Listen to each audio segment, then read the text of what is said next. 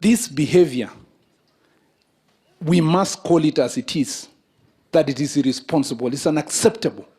It's, it is something that we must make sure that is in the past, whether it was in Kabuchai, whether it was in Matungu, whether it was here in London.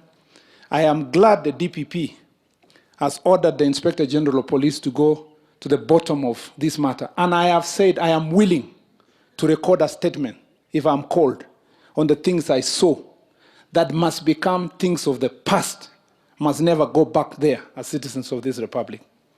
I was very sad when I saw my friend, Fred Matiang'i, who used to hustle with him before he became a minister, when he was ordering courts to give certain amount of punishment to politicians, when in true sense, it is the court, it was because the court gave orders that protected Mr. Matiang'i from being prosecuted on the Ruarara land case.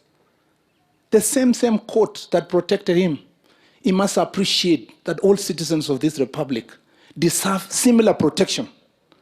And let me tell him, because I used to be a majority leader, power is transient.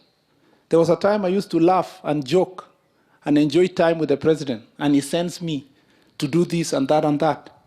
But I always had it in my conscience that this position I hold is temporary.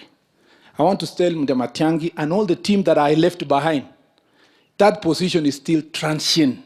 Let us protect our country. Let's protect the values that are there for our nation. And that is really what we need. If we don't say these things, we are going to lie to ourselves.